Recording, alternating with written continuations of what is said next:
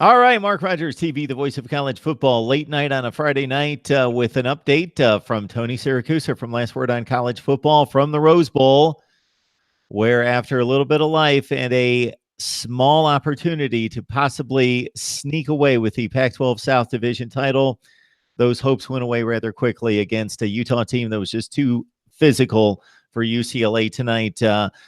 Bruins lose it to the Utah Utes at 41-10. Utah moves on to 4-2 in division play, in conference play. And most importantly, they've got the head-to-head against USC with the win over the Trojans last week. And UCLA again at 2-2, entering the game, could have stole a share of first place with a win, but it wasn't to be. Tony, as I add this thing up and looking at the first half, it was 17-7 at the break. Mm-hmm. Felton dropped a touchdown pass. Beautiful Mm-hmm. throw from Wilton Spate right down the middle. He probably would have been gone, butchered the catch. Right. They, of course, had the procedure penalty prior to the field goal that was made that J.J. Molson missed from 52 yards. And obviously a whole lot of other things happened, both good and bad for both sides. But just doing the quick take right there, it could have been tied. But this had the classic feel of one team superior, but one team has the opportunity to hang in the game, and they're blowing it right now. Therefore, it's probably going to cave in on them. Yeah, you know what? I think that's a pretty good assessment, Mark. Having and literally just got out of the Rose Bowl and the press conference room with Chip Kelly and some of the Bruins maybe 15, 20 minutes ago. And so a lot of fresh material to go over. It was, look, as you pointed out at the beginning, it's not often that a 2-5 team can talk about playing for a division championship in the conference, but UCLA did go in 2-2, just half a game behind Utah and USC, and with a chance to beat Utah head to head. And as you point out, in that first half, UCLA had some chances, even though they were not moving the ball particularly well. They were not they were not effective. Wilton Spate started at quarterback. Dorian Thompson-Robinson was injured in the first half last week against Arizona. And there was a sense that he could play this week, although after the game, surprisingly, Chip Kelly said he was never available this week, which was a surprise to most of us in the press conference room. But so you go with Spate. It changes the offense, but as you point out, Spate was off target with his receivers in a lot of places.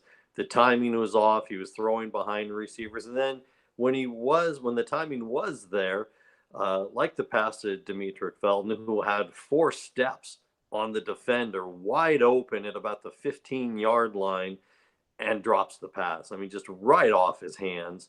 And you get penalties that just kill you. The one on the field goal, just it had the coaches just shaking their heads. You could just see it on the sidelines, because a 47-yard field goal, which would have made it 17-10 Utah, at least giving UCLA something to go into the half with.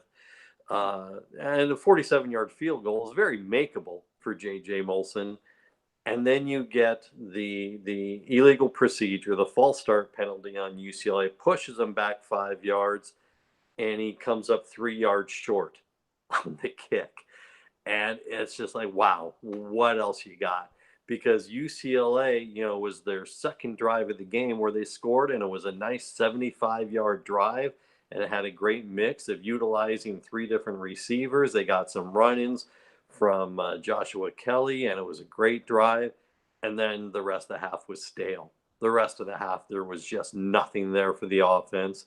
The defense was just getting trounced by Zach Moss, the Utah running back. Had over 100 yards rushing in the first quarter alone.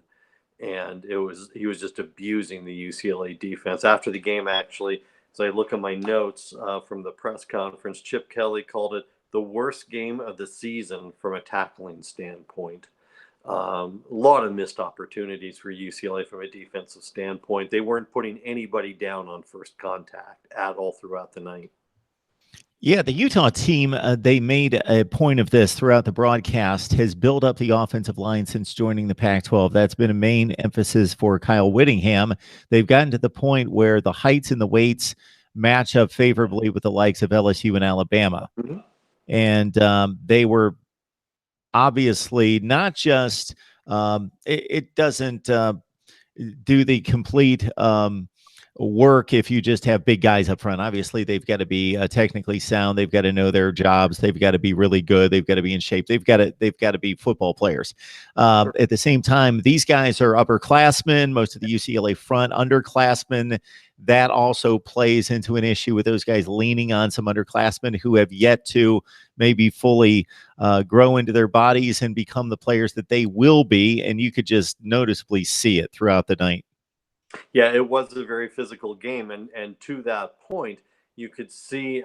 Here's a stat for you. At the end of the first quarter, Utah quarterback Tyler Huntley had 6 yards passing, six, but they had 96 yards on the ground.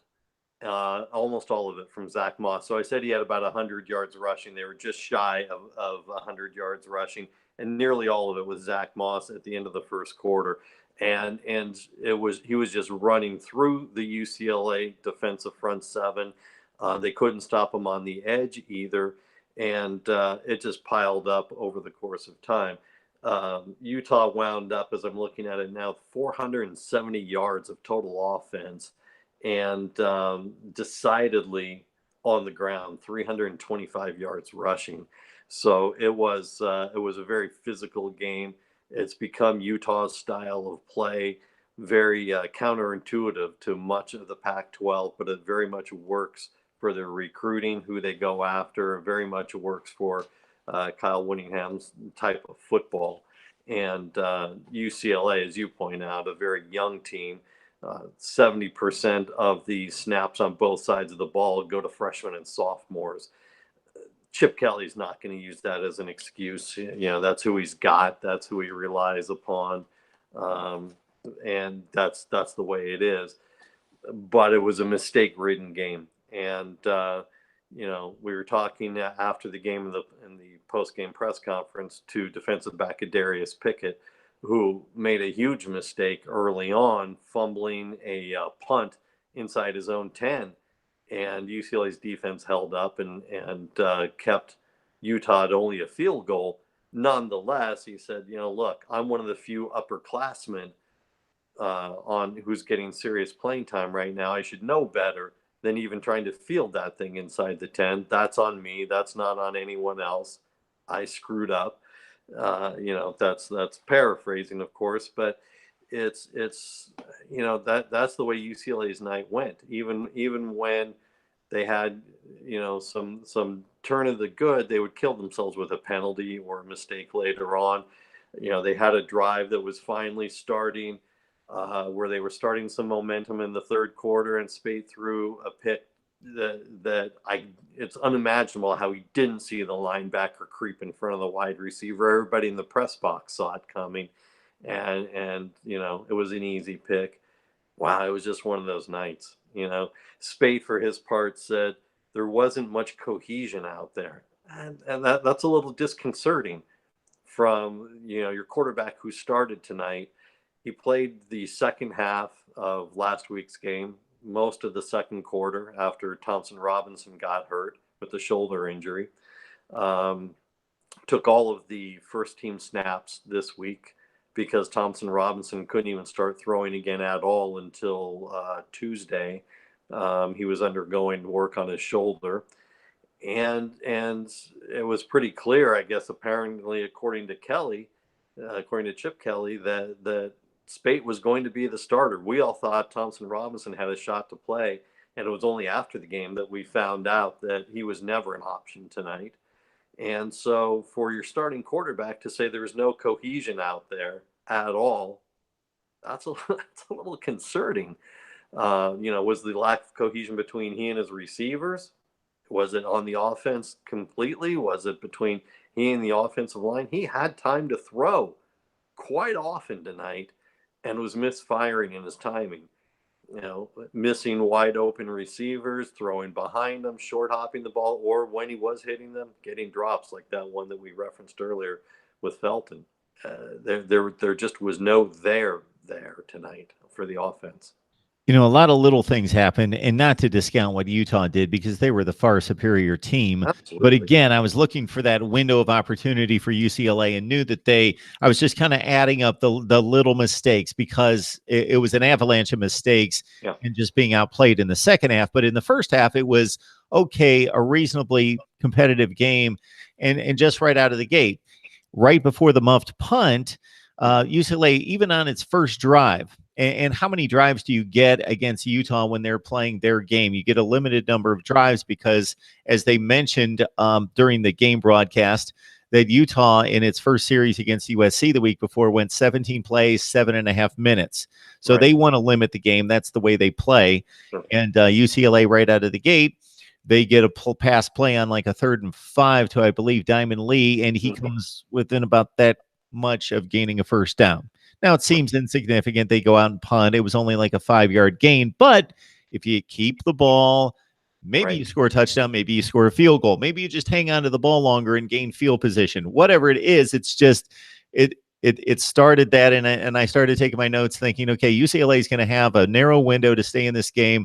Let's see what else happens wrong for them that's going to not allow that. And obviously, again, in the first half, they hung with them, but they made a few mistakes. They could have made it a really close game, and then they just gave in physically in the second half. There was a play like that in the second quarter as well. About halfway through the second quarter, with again the score still very competitive. You're still within 10, and Spate is scrambling towards the far sideline, and he winds up just barely nicking the out of bounds line as he's lunging for the first down marker, and he winds up half a yard short. And it's deep enough inside UCLA territory that you don't dare go for it. Not still being in the game, not with that much time left. There was still enough time left in the fourth quarter, or in the second quarter rather, that you don't put yourself in that big of a hole if Utah is going to run the ball down your throats the way they were. So, Chip did the right thing and punted the ball away. But again, as you pointed out, it's just that half a yard difference, that, you get that first down, you keep the ball another 2-3 minutes, keep your defense off the field, maintain some momentum. And it was those kinds of plays that UCLA put together the last 2 weeks in the wins, even 3 weeks ago on the loss to Washington, where it was such a close game, where they were getting those kinds of plays and not getting them tonight. And it made all the difference in the world, because as you say, they started to add up. There starts to be a little bit here and a little bit there. And Josh Kelly was telling us after the game, you start to get that feel on the sidelines that the momentum is getting away from you. You're that close, but you're not getting there. And then the defense has got to go back on the field. You've got to punt again, and you start to feel it slip away from you. And in the second half, it just became an avalanche. You mentioned Josh Kelly, so he's become the guy in the backfield and was not highly regarded. They talked again during the game broadcast about what he had to do to get through to Deshaun Foster to give him a shot, Right. and wanted to ask you about his rise to prominence amongst what would have been a crowded backfield, guys that are more highly sought after coming out of high school, and then also going back to the analysis you had of Wilton Spate and the continuity not being there. Do you have any idea how many reps have been given to these guys in practice recently? Well, starting with the Spate issue, I mean, Spate, remember, started week 1 against Cincinnati, and about halfway through the first quarter, re-injured the back that ended his season last year at Michigan, and didn't see any playing time again until last week. Week 6, 7 actually, against Arizona, and that was being rushed onto the field halfway through the second quarter when Thompson Robinson got hurt. And so he really was getting some practice reps, second team, it had very much become Thompson Robinson's team over the past 3 weeks. So Spate very much was getting second team reps. There was no longer a question as to who the quarterback was, who the guy was anymore. So he was getting second team reps. So in terms of getting the brunt of reps to be ready to start a game, be ready to take over a game, it really only came to be this week. And of course, it was a short week. No one's making any excuses for that. They practiced Sunday night. They went to the film room Sunday. They played Saturday night. They went to the film room Sunday. They practiced Sunday night, and went about their week. But he only got first team reps starting Sunday night. Thompson Robinson actually went out to practice, tried throwing Sunday night, threw literally 2 passes that he, short hopped. And when I say short hopped, he put him in the ground at about 3 yards because his shoulder had nothing in it. And he went to spend Sunday and Monday basically getting physical therapy and working with trainers. He was back throwing later in the week, but of course, with the closed practices, we don't know what ability he was throwing with. So we were all under the understanding, when I say we, the media was with the understanding that he could play this week, and it was only after the fact that we found out tonight that he was never available. With regards to the Josh Kelly story, it really is a terrific story. He was playing at UC Davis, University of California, Davis, up in Northern California, and it's a small school up there. Their rival is, if you want to call it a rival, is Stanford, which isn't really a rivalry. Stanford punks them pretty much every year, but from a regional standpoint, that's who they play. Davis is a small agricultural school in the University of California system, and historically, for most of their football days, was Division II. Um, and So he played up there for 2 years, but always wanted a shot at a bigger program, wasn't going to get a look anywhere else. And when Deshaun Foster took over as UCLA running back coach under Jim Mora last year, he started calling Foster all the time, wanting to get a look at UCLA. And I think it's important to note that he says it wasn't in any disregard to UC Davis whatsoever. He appreciated the opportunity there, um, but he wanted a big program. He always wanted a big program, but he went where he was offered to begin with. Um, when the season started, and I think you and I took a look at this when we did UCLA's training camp, Chip Kelly considered UCLA's running back situation, quote, all of the above. UCLA was so deep at running back with Soso Jamabo and Bolo Olorunfemi coming back. And they had Kashmir Allen coming in, a talented young freshman from Tulare, California. That there were so many, Martell Irby, another young player coming back. They had so much talent in there that his intention was everybody is going to play. And Jamabo got suspended early on for a couple of games. Ola Run for Me was injured. Then Jamabo was injured. And the more he played Kelly, the more Kelly kind of picked up his step. It really wasn't until about the third week, though, that he started to really kind of show what he could do. And when you talk to Kelly after, and I think it was after the Colorado game that I had the chance to talk with him in the press conference room, he said one of the big things was that he learned how to refine his practice, and he gave all the credit in the world to Deshaun Foster, who, for those who don't know, is a former UCLA running back. And he said Foster taught him how to pay attention to the details of practice, which through all of his high school and years at UC Davis, nobody had ever done before.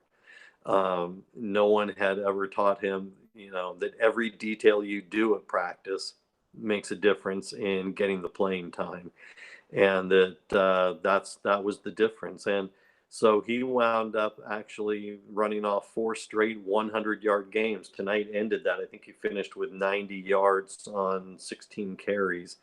And But he had 4 straight 100-yard games, which hadn't happened at UCLA. And I'm gonna go back in my memory a week. I'm gonna say about 15, 16 years. So the kid's special. His teammates like him. He is a very upbeat kid. He's always smiling. He's laughing. Thompson Robinson talks about the guy comes into the huddle in the middle of a tight game and he's smiling, talking about how fun this is. So his teammates appreciate him. His teammates like his attitude because the kid's living his dream right now. So he's a junior. He's got another year after this. Um, Jamabo's now out for the season with injuries. Ola Run for me is out for the season as well. So this is now Kelly's backfield. It's no longer all of the above. It's Joshua Kelly and then anybody else that we can squeeze in, but it's Joshua Kelly's backfield now. He's the guy who's going to get 25, 30 carries a game if they can get it to him. All right. So is the first season of Chip Kelly. We're going to put it to rest in regards to championship hopes. They're still mathematically alive, but I think we can put it to rest.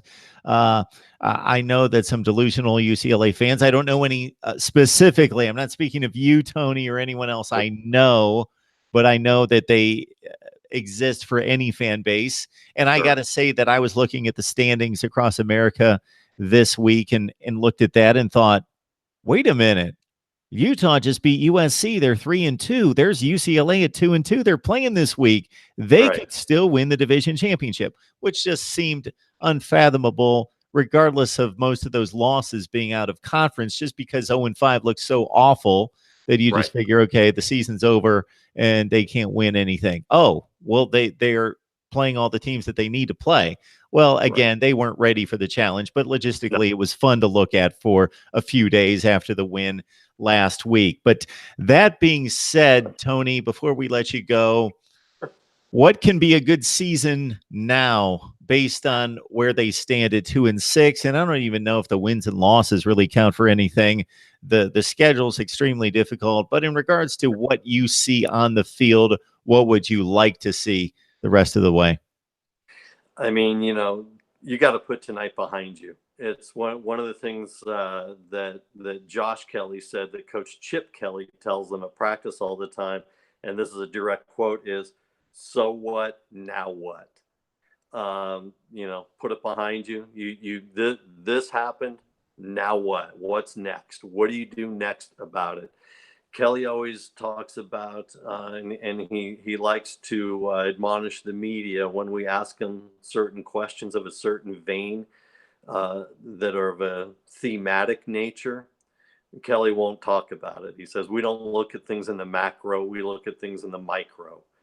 That he sits there Sundays and looks at the game film and breaks down into hyper analysis, play by play, even to the offensive linemen. How many good snaps did Boss Tagaloa have at center versus how many bad snaps did he have? And he'll do that for every single player.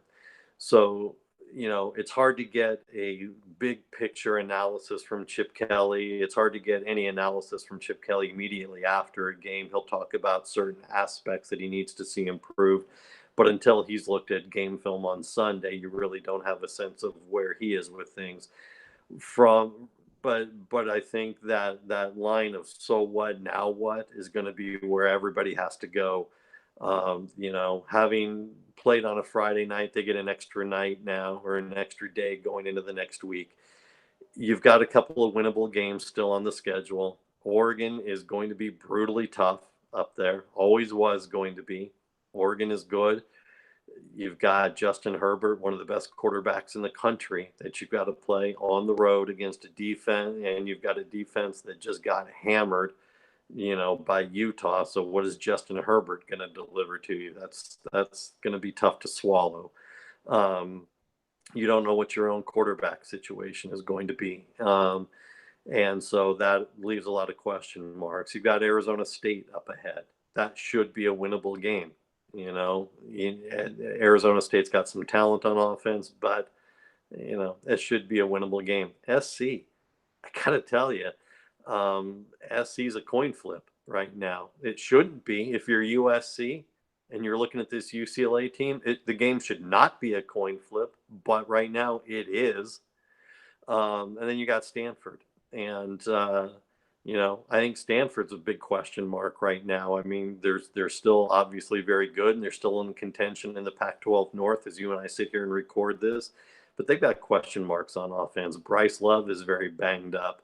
In the national preview that I wrote that published Friday morning, my advice to David Shaw was just sit Bryce Love down. He's of no use to you right now, and he makes your offense very predictable at this point because he's limited in what he can do.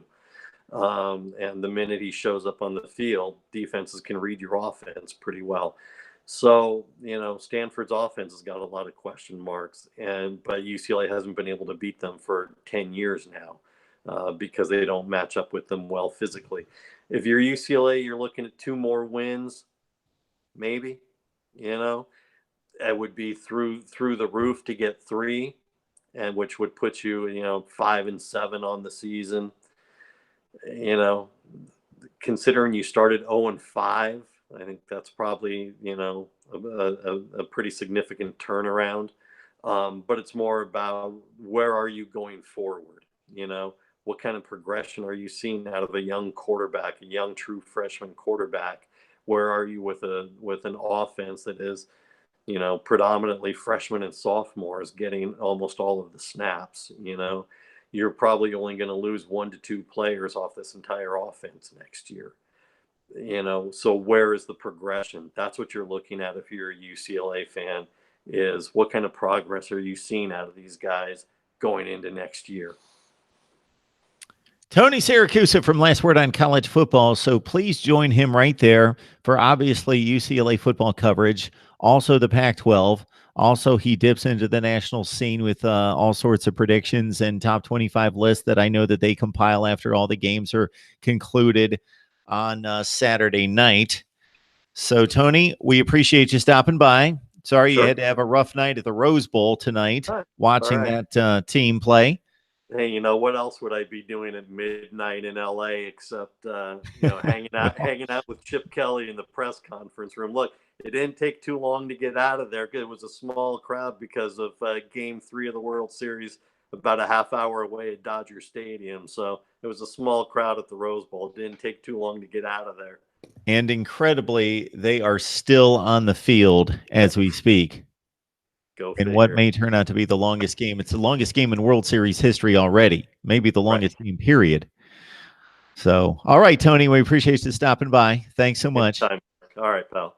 All right, everyone. We will let you know that, hey, we'll be back with college football coverage throughout the day on Saturday with instant analysis. And then at 11 a.m. Eastern time on SD1 Sports, that's on Sunday with a live stream. But live streams all day on Saturday covering the games that you want to see most. All right, we will see everyone. I've got to knock out my predictions. They will not be released tonight. No, I'm done for tonight. They will be released on Saturday morning. Tony, I do this to the folks every week. I made a mandate. When you're a one-person company, you make mandates, and then obviously they go away. But I wanted to get my predictions out every Wednesday, and they've been driven back to Saturday about 4 minutes before the noon kickoff. Is when it happens, but I get them out there. I was going to say, based on when you and I are recording this, it is Saturday morning for you. You got a limited window to get those done, pal. Well, we'll get those done. The one for me that counted big, I was able to get that one in the books for tonight with Boston College upsetting Miami. All right, Tony, you have a great weekend. You too. I'll talk to you later. All right.